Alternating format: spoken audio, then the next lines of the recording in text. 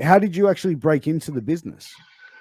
Well, let's see. It goes back to when I was a kid. Like I grew up in Kensington, so I went to high school, Catholic like schools throughout my whole life. And my mom being Cambodian, like with all Asian cultures, they love pro wrestling. And as a kid, I I despised it.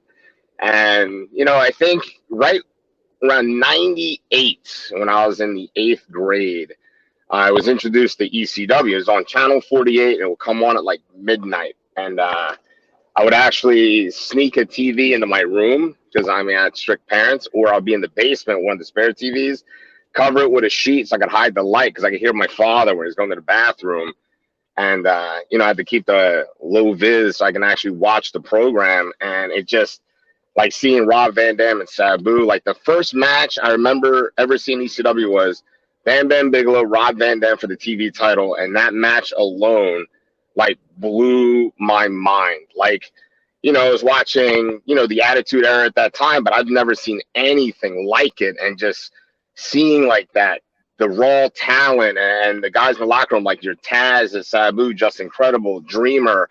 It introduced me to a whole new spectrum of wrestling that made me want to be part of, and I want to be just like them. And I remember like leaving the eighth grade, and it was one of those, what do you want to be when you grow up? And I wrote down, I want to wrestle in ECW. So during baseball season at school, where we practiced, there was this garage across the street, like maybe about 5 yards away. And you'd hear like noises, like, at the time, I didn't know it was guys bumping. I remember one day they lifted that garage door open to get air in. I saw a ring. And right then and there, I knew I have to be in there. Because at the time, it's like you didn't have as much access to information like we do now. So it goes either by word of mouth or, luckily for me, I got to see it. And then around that summer, right before my freshman year of high school, I had my best friend at the time was 19.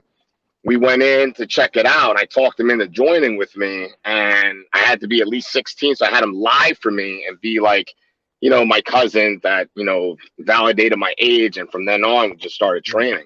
Needless to say, I stayed, he didn't, and it saved me from becoming a drug dealer, which almost happened. It pulled me away from the streets. I was training 6 days a week, Saturdays with this gym. They had their own company called PWA in Philadelphia.